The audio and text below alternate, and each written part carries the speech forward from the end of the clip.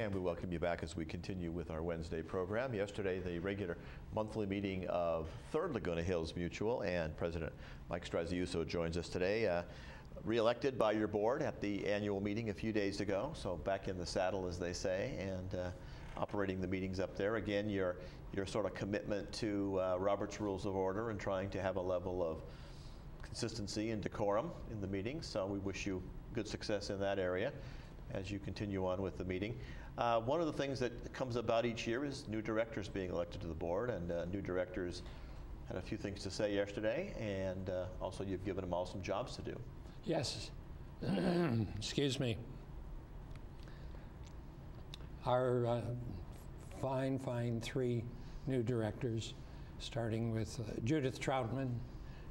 Judith has a military background and is medically trained, and just is such a vast talent, and a fastly learner, in as much as she's only been in the community between 2 and 3 years.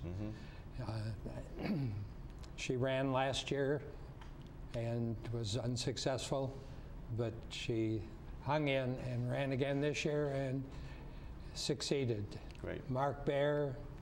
Mark is well known in the community. He's president of the Golf Club. He was on Monday with you. Right.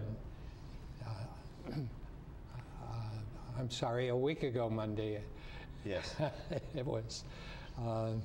Hank Joya, who is relatively new, but he was appointed when Dr. John Paulus resigned.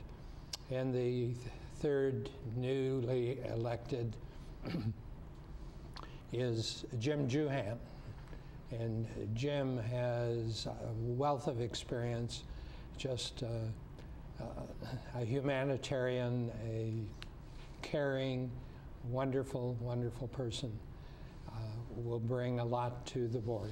Lots of talent with those folks, and again, all the members of the board working together. You passed out new assignments yesterday, both for Third Mutual committees and Golden Rain committees, and we're not going to enumerate all those this morning, but if you catch the replay tomorrow at 1:30, you can see and hear all of those. And it's not just the monthly meeting that our directors attend. They are busy really throughout the month attending Third Mutual activities and meetings, as well as GRF committee assignments, which they've all been passed on to as well.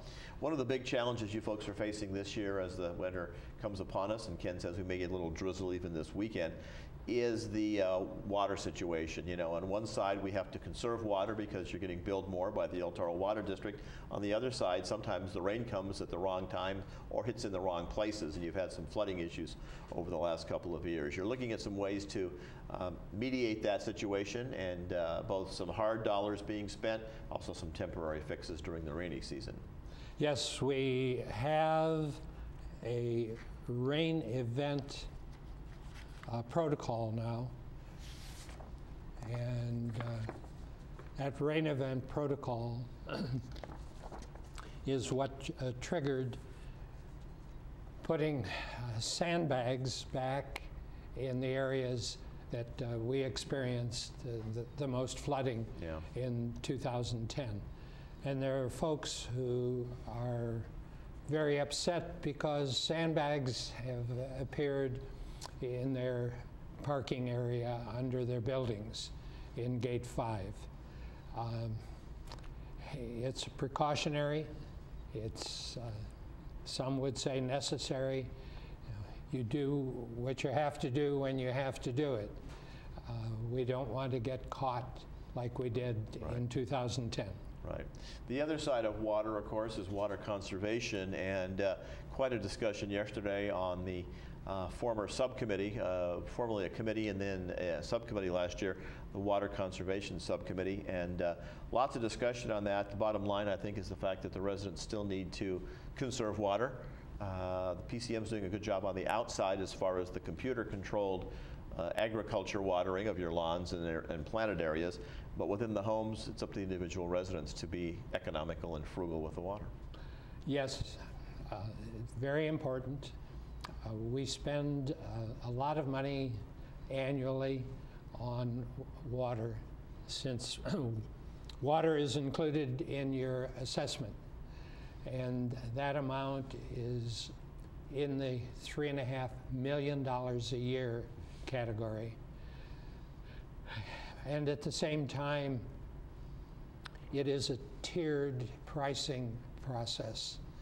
And El Toro Water District gives us a budget per meter. And oh, by the way, we have 930 meters in Third Mutual. And we get a report every month on every meter. Some meters are, as in gate 11, for an individual residence. The balance of the meters are for multiple, we'll call it doors. In the building that I live in, it's 22 units. Going into Tier 3 and Tier 4 doubles and triples the cost per billing unit. Right, right. So again, being careful with the water, all those ways you can save it, make it more economical. The board is always looking at ways to improve the quality of life here in the community. You have a gentleman on your board who had a background in the journalism field, but specifically in the area of surveys and polling, and we're hearing so much today about polling with all the elections going on. But Dr. Chan had an interesting discussion yesterday on the quality of life study. That's something he's pursuing in Third, and some of your other board members will be getting on board with that as well. Yes, we have folded it into what we have called the Revitalization Committee and Community Revitalization Committee. And Dr. Chang has advocated that you start by asking the people what they want. How do you do that? You send out a survey. The demographics of our community have changed, but we're not sure in what way, and we'd like to check that out. The last time that we had such a survey was 2001. Right. Okay, 11 years ago. Yeah. At that time, our average age was 78. Is it still today? Has it dropped? Should we be addressing younger, or should we be addressing older demographic? One answer to that question would be we now have a rock and roll club, so whether that helps in that or not, I don't know. Lots of other items on the agenda. We're kind of tight on time on this one, but quickly, recycling, very important, but again, one of many issues that you're dealing with in the community. Yes, Recycling Committee was extremely successful and managed to get the blue bins installed and managed to get the combination of newspaper and recyclables in the blue bins. One of the still items on their agenda is to remove the black newspaper bins, because we're paying to have those emptied and people are putting the newspapers in the blue bins. Right. But essentially, other than reminding people, they accomplished their major part of their agenda.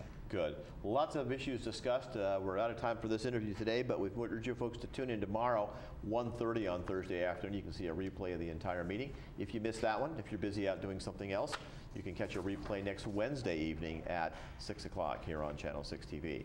See you back here in a month with more from Third Mutual. We hope so. Thank you. Good to have you with us. Thanks for joining us today. Mike Straziuso, president of Third Mutual. Again, that replay tomorrow, 1:30 Thursday afternoon, right here on Channel 6. More guests coming up. Stay with us.